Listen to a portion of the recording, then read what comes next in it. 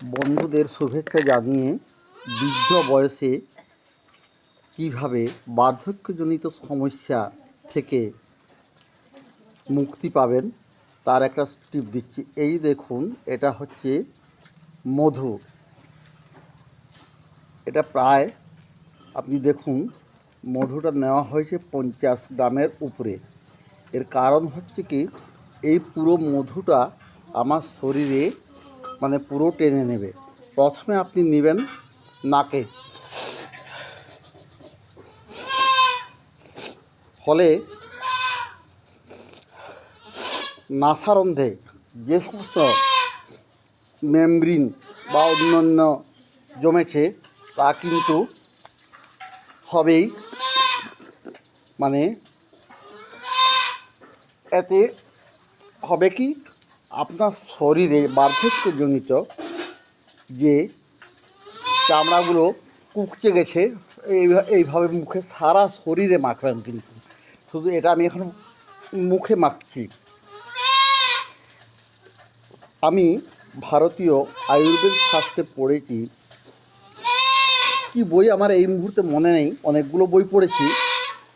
এতে নাকি যে সেল টিস্যু যেগুলো আমাদের বার্ধক্যজনিত কারণে নষ্ট হয়ে যায়, সেগুলো কিন্তু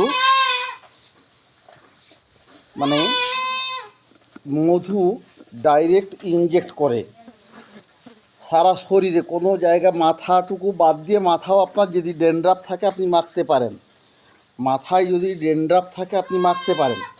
এটা মাখার পর আপনাকে গোটাটা দেখুন চটচট চটচট করছে, কিন্তু ঘষতে হবে প্রায় আধ ঘন্টা ধরে। এটার কাজ আছে, এখানেই কিন্তু শেষ নয়। গোটা শরীরে তাতে হবে কি, আপনার গায়ে যদি কোনো দুর্গন্ধ ঘামের থাকে সেটাও আপনার থাকবে না। এটা এই মধুতে হবে না। 50 গ্রামে আমার মনে হচ্ছে আজকে আমার হবে না শরীরে, 50-60 গ্রামে হবে না, কারণ পুরো 100 গ্রাম হয়তো শরীর টেনে নেবে। দেখা যাক কোন অবস্থাতে দাঁড়ায়।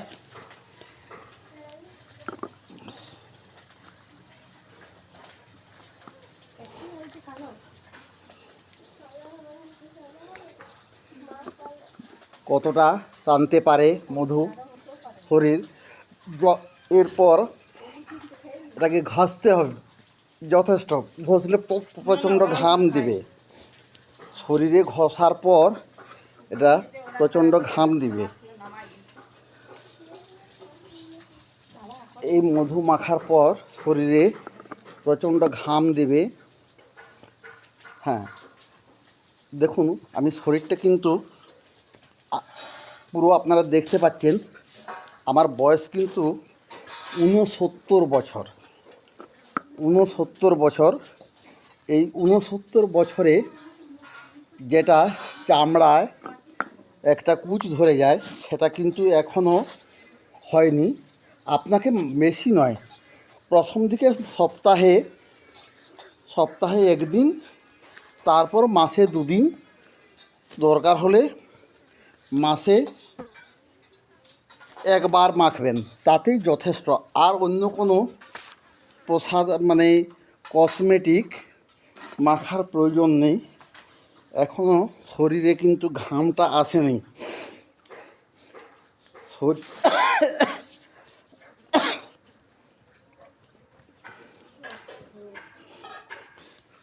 এখনও কিন্তু সেটা সারা শরীরে। এটা আমি পূবের কলম পত্রিকায় একটা প্রতিবেদনে পড়েছিলাম। মুঘল সম্রাটরা এবং রানীমারা, তারা কিন্তু মধু ব্যবহার করতেন তাদের শরীরকে ধরে রাখতে। এটা পূবের কলমে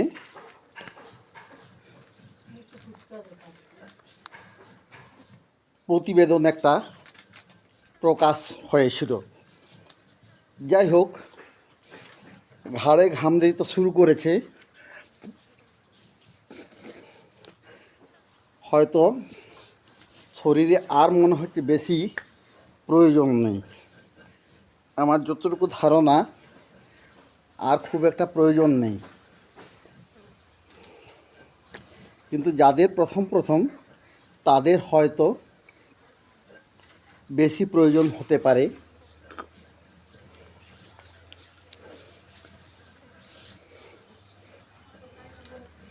যাদের প্রথম মাখবেন হয়তো একটু বেশি প্রয়োজন হতে পারে, তবে কম বয়সী ছেলেদের অবশ্যই এত বেশি দরকার হবে না।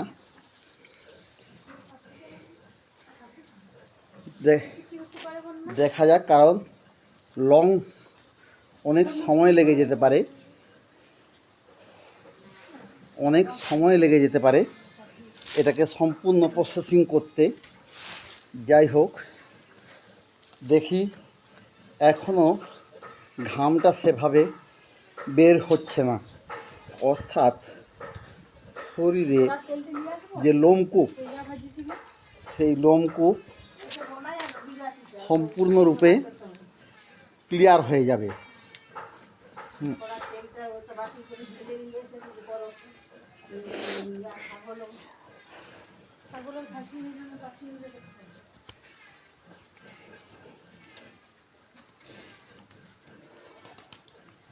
এটা একটা সময় আমাদের ভারতবর্ষে বহুল প্রচলিত ছিল, তা না হলে মুঘল সম্রাটরা এটা ব্যবহার করবেন কেন?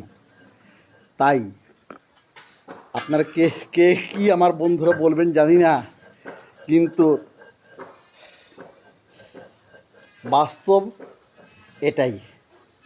ওই আর 1 মাসের মধ্যে এই মধু মাখার পর শরীরে আর অন্য কোনো কিছু মাখার প্রয়োজন নেই, বুঝছেন? আপনার